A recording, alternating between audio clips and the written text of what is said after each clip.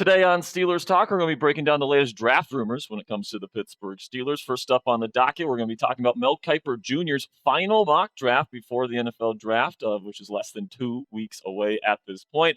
Then we'll discuss the interest that the Pittsburgh Steelers are showing in a lot of quarterbacks in the NFL draft this year. And then we'll update our top 30 draft visit tracker for your Pittsburgh Steelers. And we'll break down a little bit the positions that this team is definitely prioritizing in this year's NFL draft class. But before we get into the content today, we'll be talking about Mel Kiper Jr.'s final mock draft, which you need to pay $120 a year for if you want access to ESPN Plus to view it. But today, we are going to be breaking it down for you guys for free right here on Steelers Talk. So if you guys want premium Steelers content, but you don't want to have to pay $120 a year for this same exact content, go ahead, click that subscribe button right now and join the Steelers Talk family. We are now less than 100 subscribers away from the 80K club here at Chat Sports. So if you're a new viewer here, you want to help us out, and you want free premium content on this channel every single day, make sure you guys click that subscribe button right now. So in Mel Kiper Jr.'s final mock draft before the NFL draft begins in less than 2 weeks, he has the Steelers taking Oregon defensive tackle Derrick Harmon at number 21 overall. This is what Mel had to say about this pick. Harmon is a constant headache for opponents. He had 5 sacks and 35 pressures as an interior pass rusher last season, and he took care of business in the run game with 11 stops and 10 tackles for loss. Keanu Benton and Harmon would be a good pairing inside. Now, if Derrick Harmon ends up being the pick for the Pittsburgh Steelers at number 21, I will not have any complaints, all right? Cam Hayward certainly is at the tail end of his NFL career, and Harmon is the type of guy that is the type of disruptive presence and honestly a good run defender as well, that I think he would be a really nice transition as we get away from Cam Hayward in the years to come and move towards the future, which of course would be Keanu Benton paired with Derrick Harmon. The things that I like about Harmon's game, guys, he's got great get-off and athleticism. He's got great quickness. I really like his power rush. He's got a good bull rush as well. So if he gets beat off the initial snap, which is kind of rare because he is so disruptive and athletic, he can still win with power, and then he can still win with a little bit of finesse as well. So he has a lot of ways that he can beat you and get after opposing quarterbacks. And then the other thing, along with the pass rushing upside that he brings to the table, he's also a very solid run defender as well.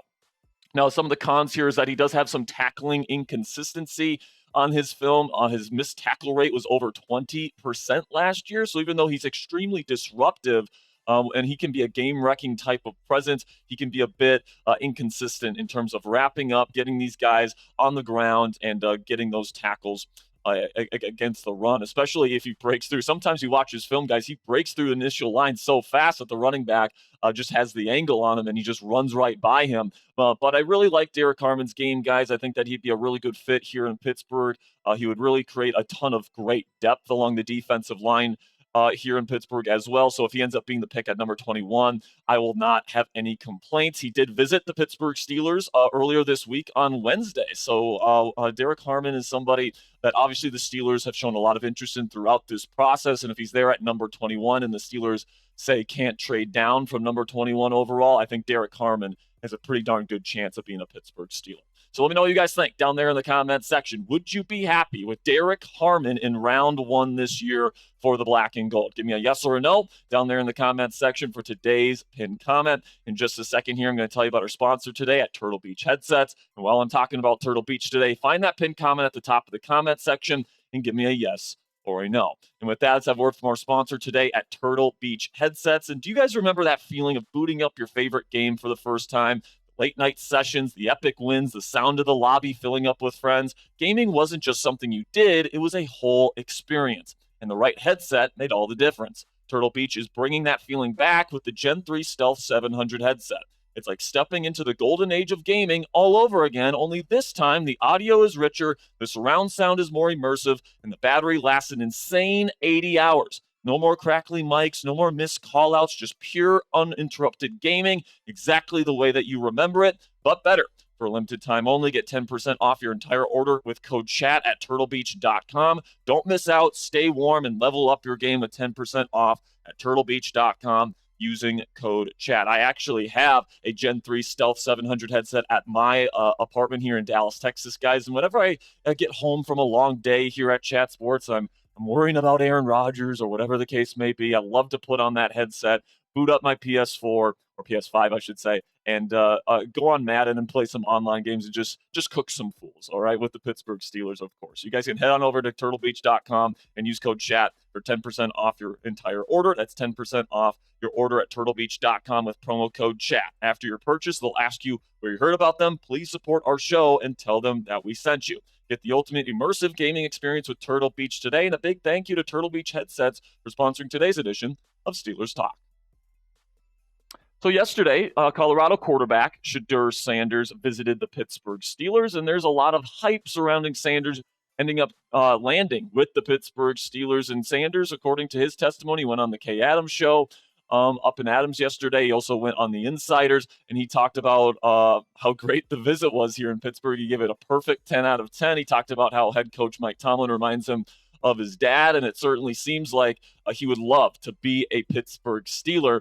And it's certainly nice to have a quarterback that seems to love the idea of being here. I'm talking to you, Aaron Rodgers. Now, I do still think it's unlikely that Shedeur Sanders falls to number 21. I still think that, even if he gets past the New Orleans Saints at number 9, which I actually think is unlikely, I think if he makes it to number 9, the Saints will probably end up pulling the trigger for him. But let's just say he gets out of the top 10 and into the teens. I still think, the Cleveland Browns, the New York Giants, another team could potentially want to trade up into the teens in front of the Pittsburgh Steelers in order to take Shedeur Sanders, and that would mean that the Steelers would need to trade up for him. And I just don't know if I see enough on Shedeur's film, and I don't know if I see a star upside. I don't know if I see potential future franchise quarterback here in Shedeur Sanders enough for me to want to give up extra draft capital to move up in the first round to take him to be the next starting quarterback of the Pittsburgh Steelers. If he falls to 21 and they take him, I guess it's worth the dart throw. But personally, guys, there's other options that I would prefer over Shedeur Sanders, even in round 1 at the quarterback position. And I definitely don't want to trade up for him if that's what's going to be required to make him a Pittsburgh Steeler. Then there's another quarterback that is slated to have a top 30 visit with the Pittsburgh Steelers, and that is Syracuse's Kyle McCord, who will be in Pittsburgh next week for his top 30 visit. And, I think it's worth mentioning here that, the Steelers are showing a lot of interest in a lot of different quarterbacks. Here are the 8 different quarterbacks. By the way, Tyler Shuck is from Louisville, not Texas Tech. Our software still has him at Texas Tech. But you got Shedeur Sanders, who has a top 30. Jackson Dart had a combine formal and a top 30. Shuck had a top 30 and maybe a combine formal. He didn't announce which teams he met with at the combine. So we don't really know if the Steelers met with him in Indianapolis or not. The Steelers, of course, had dinner with Jalen Milroe and attended his pro day. Quinn Ewers, they attended his pro day and had a formal combine meeting with him. Same thing with Will Howard out of Ohio State. And then they were at the Notre Dame a pro day to watch Riley Leonard as well. So they are showing interest in quarterbacks. Now we can take a look at my scouting report for Kyle McCord here. He's 22 years old, 6'3", 220 pounds. So he brings some good size to the table. Right now, the consensus big board ranking for him is 119. So right now, the consensus big board would project him to be a 4th round pick. And he's really known as one of the more intelligent, pro-ready quarterbacks in the NFL draft this year. Some people even comparing his skill set to San Francisco 49ers quarterback Brock Purdy. And the reason for that, guys, is because you can tell he's got NFL-level intelligence to his game. He plays with anticipation. He's really good as a pre-snap processor. He can identify defenses pre-snap. He's got really good ball placement. He understands where to put the football given the defensive coverage that he's getting. I think he's got really good playmaking instincts as well, despite having kind of a limited athletic profile. He's got decent size. He's got an NFL arm. There's a lot of things to like about Kyle McCord, but there are some big red flags that are, make it a reason why he's expected to go in the middle rounds instead of the higher rounds. He's got a longer release. So not only does that mean that he gets the ball out slower than some of the other quarterbacks, but that also means that he's probably going to be more susceptible to fumbles and strip sacks in the National Football League because of that longer release.